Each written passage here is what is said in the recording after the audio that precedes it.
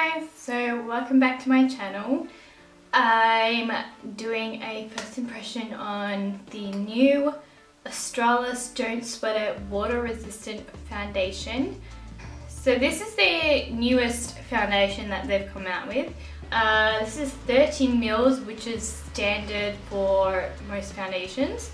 Australis is an Australian brand and they are cruelty free 100%, which is awesome, and some of their products are even vegan, which is great.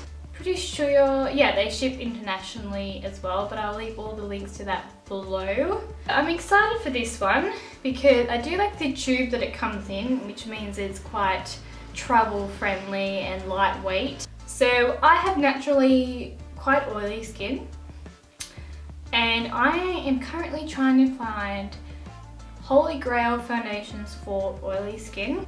This is a drugstore affordable foundation, and I got the colour Natural Tan.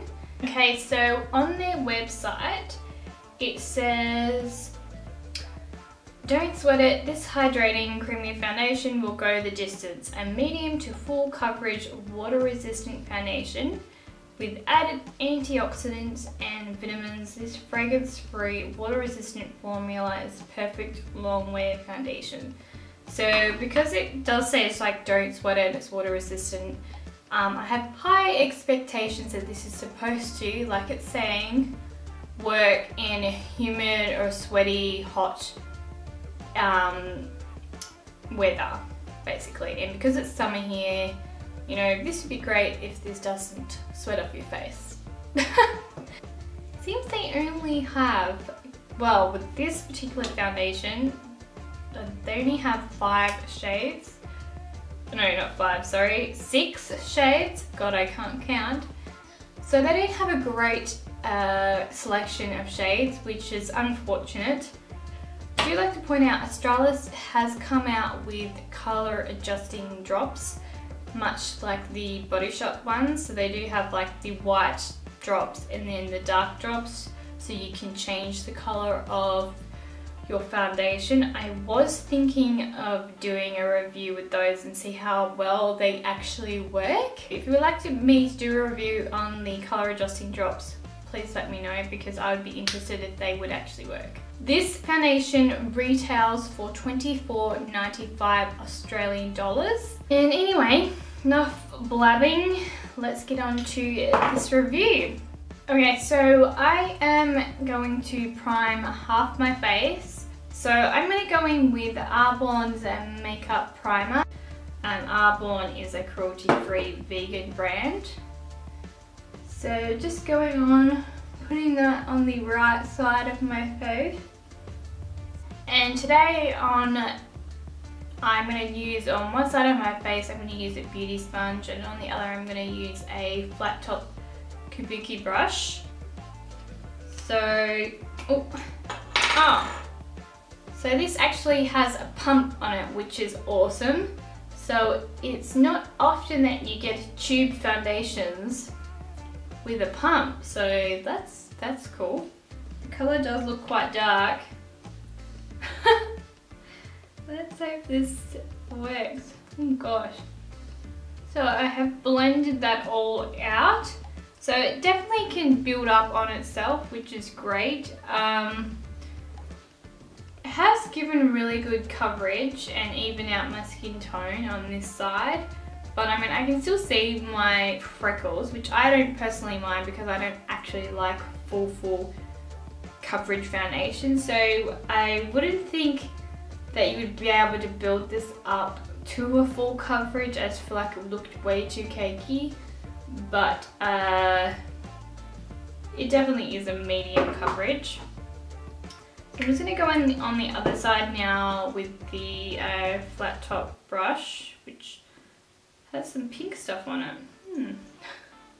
See how it goes on the unprimed side.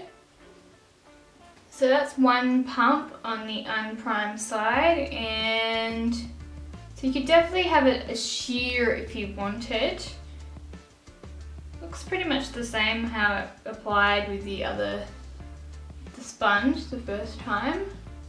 So I'm just going in with another pump to build it up on this side. This is how my skin is looking. So this is the Beauty Blender side. So you can still see all of my freckles. And this is the side using the brush and unprimed side. Okay, so looking at it now, I definitely think the prime side with the Beauty Blender looks a lot nicer. You obviously will get a lot more coverage with a brush, but I feel like this side doesn't look as flawless, it doesn't look as well blended, it looks a bit more cakey. Yeah, I definitely prefer the side of the Beauty Blender, and I can still see my freckles, which is fine because I don't like to wipe out all of my features. But again, this colouring, like, I don't think it looks so too bad. Well, as bad on camera, but I can tell in real life, like, this colouring is... So this natural tan colour seems like it is yellowy in tone, but it seems like it has quite a lot of peachy tones in this colour, because it, like, I can tell my skin down here, it's a lot more yellow base, but against the contrast on my neck, this natural tan colour does have a lot of peachy tones in it, so it does look a little bit strange. And it has set to quite a matte finish, and it's definitely set.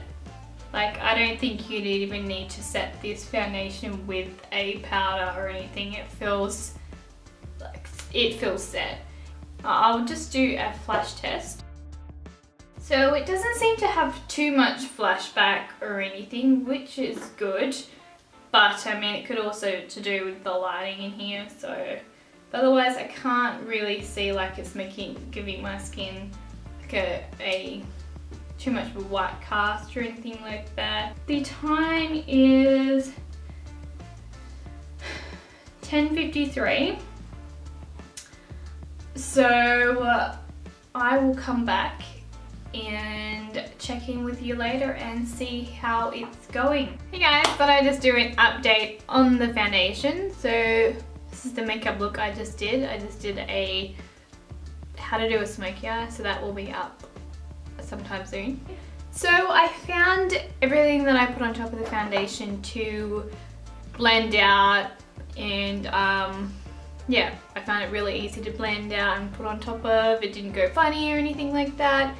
And I didn't actually set this foundation, which is great, and it feels like very secure. It's not transferring, so that's good. I'll do a close-up for you so you can see how it's looking. So the time is now 1:46, so it's been on for a few hours. So that's how it's looking.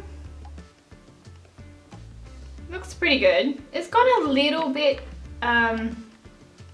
shiny on my forehead, I think, just slightly, but that's pretty normal. That's normally the area I always get a lot of oiliness first. But other than that, everywhere else is fine. The only other shininess on my face is from my highlighter. But yeah, other than that, it's looking really good. It hasn't faded anywhere, it hasn't melted or gone yuck that I can see. Sorry, got the mirror in front of the bloody camera. So yes, I will check back in later. Hey guys, so I'm just doing my last update of the foundation. So I did do some exercise today, so I did sweat a bit and it was a hot day. It stayed on pretty well. I'm actually pretty impressed. My lipstick's completely come off now because I've just eaten some dinner. But I've got to say, the foundation doesn't look like, I don't know, can you see? I don't know, this lighting is so bad in here. Like, it stayed on pretty well, considering, yeah, that I did some exercise and I was sweating. I usually sweat quite bad, like here and on my like my lip. And I've got to say, I did check it like when I came back from doing some exercise, and like I can actually still see foundation on there, like, and it hasn't gone cakey or melted anywhere, especially on my lip where I was sweating. Like, I'm really surprised that there's foundation still on there and that hasn't gone yucky. It hasn't accentuated anything, and it hasn't gone, yeah, it actually looks like quite good. Like, my forehead is a bit shiny in a few areas, but nothing like a bit of powdering or whatever I wouldn't fix, or blotting pads. But overall, I can't really see that it's faded much anywhere. Like, it has stayed on pretty well, and I'm very impressed. Like, it is long wearing, and in fact I didn't set it, and I haven't noticed any transfer or anything. Like, when I touched it, even when I came back from doing my exercise, that it yeah, it still hadn't transferred. So all in all, I'm pretty impressed with this foundation. I think that it's pretty good. Sorry the camera is shaking so much, it's like so heavy. Gotta say, it's the best drugstore long wear foundation that I have tried in a while. So I hope you found this review or first impression helpful. Don't forget to give me a thumbs up and subscribe to my channel so you don't miss out on any more videos. And until next time, have an awesome day or night, and I'll speak to you soon. Bye.